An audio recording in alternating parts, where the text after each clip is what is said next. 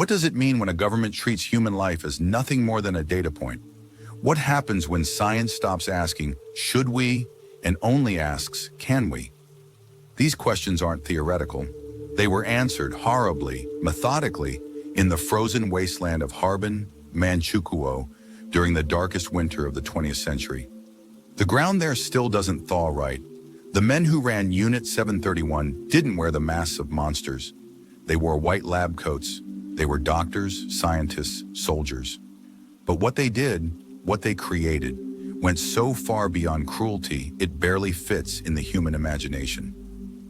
Behind the steel gates of their compound in Pingfang, they built a factory of suffering, a place where the walls absorbed screams, where no one left alive, and where the line between science and savagery was not just crossed, it was erased.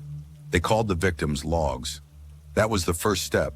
Strip away the name, strip away the face, strip away the soul, replace it with a number, a data sheet, a specimen.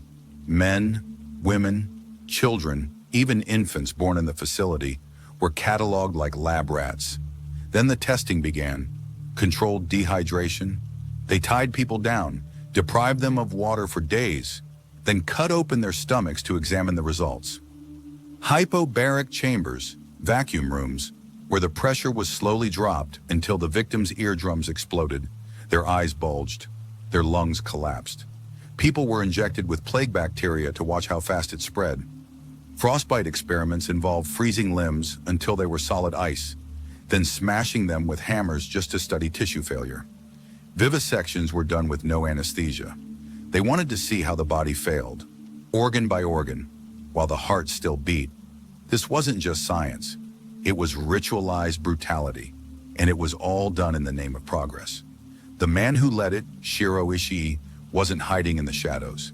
He was celebrated. A combat medic turned biological warfare pioneer, Ishii had the full support of the Japanese High Command. His research wasn't rogue, it was state-funded. And when Japan invaded China in 1937, Unit 731 moved in like a plague. Entire villages were infected. Water sources contaminated. Planes dropped plague-infested fleas over Chinese towns. People who were never captured still died by the tens of thousands. It was the kind of biological warfare the world hadn't seen before, and hasn't seen since. But no records were kept of those civilian deaths. They didn't need to keep records. No one was ever meant to know. Inside the facility, the experiments only grew worse. Pregnant women were raped by guards just to study fetal infection. Some gave birth in their cells, only for their babies to be dissected minutes later. Every prisoner, every log was killed when the test was done. There were no survivors. There was no outside contact, no hope. Only observation, infection, and death. By 1945, as Japan's defeat loomed, the commanders of Unit 731 knew they couldn't leave evidence behind, so they burned the facility to the ground, destroyed the files, and killed every last test subject. Some prisoners were injected with lethal doses of poison. Others were incinerated alive. The staff left behind a ruined shell, scrubbed clean of testimony, but they didn't just flee. Many of them, especially the top researchers, were captured by American forces. And here's where the story gets even darker. Instead of being executed or tried for war crimes, Unit 731 scientists were protected. The United States made a deal. In exchange for their human experimentation data, the plague research, the frostbite studies, the battlefield infection simulations, they were given immunity. Some even received stipends. The same country that tried and hanged Nazi doctors let Ishii's team walk free. Why? Because America wanted the data, wanted the edge. The Cold War had already begun, and science had no borders anymore. Even today, Japan has never fully admitted to what Unit 731 did. It wasn't until 2002 that a Tokyo court even acknowledged the existence of biological warfare in China. But there was no compensation, no apology, no justice. What happened behind those walls wasn't just evil. It was organized, clinical evil, sanitized with white coats and rubber gloves. Thousands of people erased in the name of research. But there's one more thing most people don't know. Unit 731 didn't stop when the war ended. They didn't just disappear.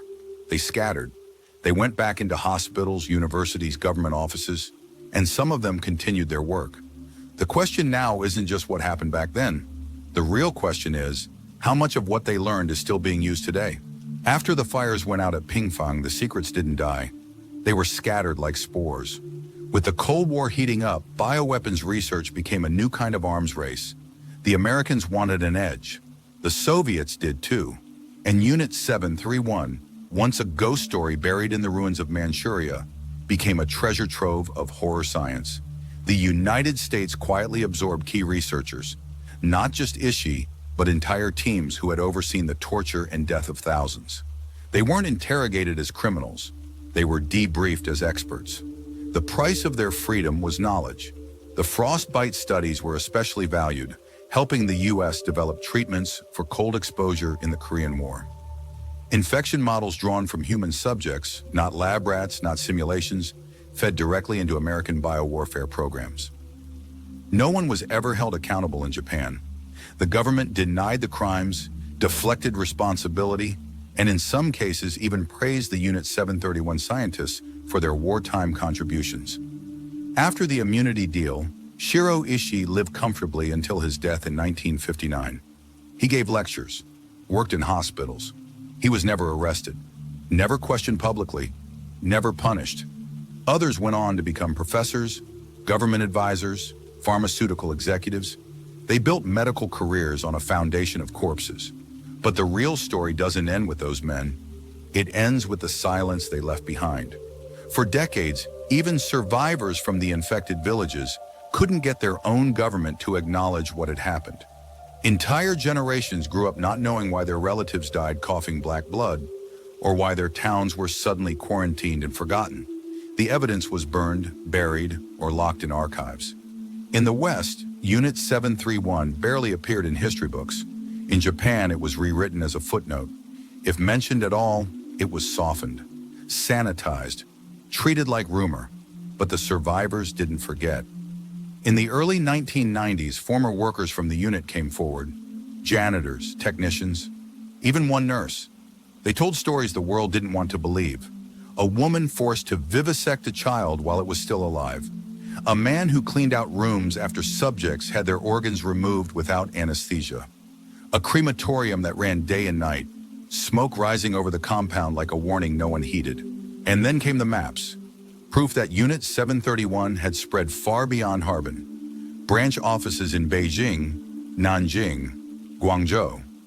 Covert testing sites hidden across Southeast Asia. A satellite unit in Singapore, another in the Philippines. Each one feeding into the same system, the same nightmare. They weren't just running tests.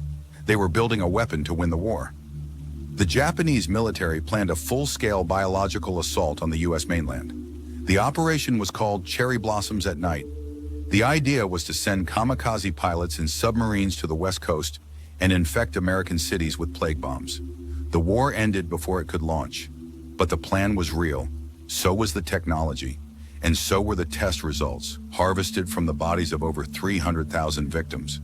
When the Tokyo court finally ruled in 2002 that Japan had committed biological warfare in China, it was too little, too late. The verdict had no legal force. No one was arrested, no reparations paid, no acknowledgement from the government.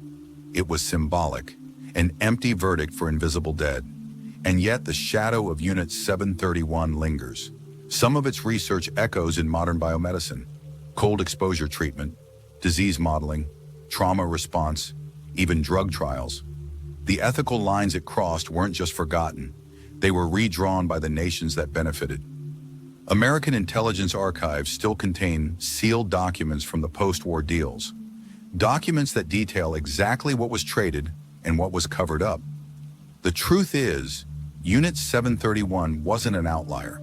It was a blueprint, a reminder of how fast civilization can collapse into calculated cruelty, of how easy it is to excuse evil when there's something to gain, and how the worst crimes aren't always punished. They're sometimes promoted. So if you're wondering why this story matters now, why something that happened in the 1940s should still haunt us, it's because the systems that allowed Unit 731 to exist are still around. Bureaucracies that silence whistleblowers, militaries that hide war crimes, scientists who put progress over ethics, governments that make deals with devils if it serves national interest. The legacy of Unit 731 isn't just a graveyard in Manchuria, it's a question we still haven't answered. What are we willing to look away from if the science is good enough? Comment below.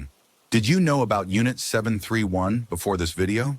Because the real horror isn't what we know, it's what's still hidden.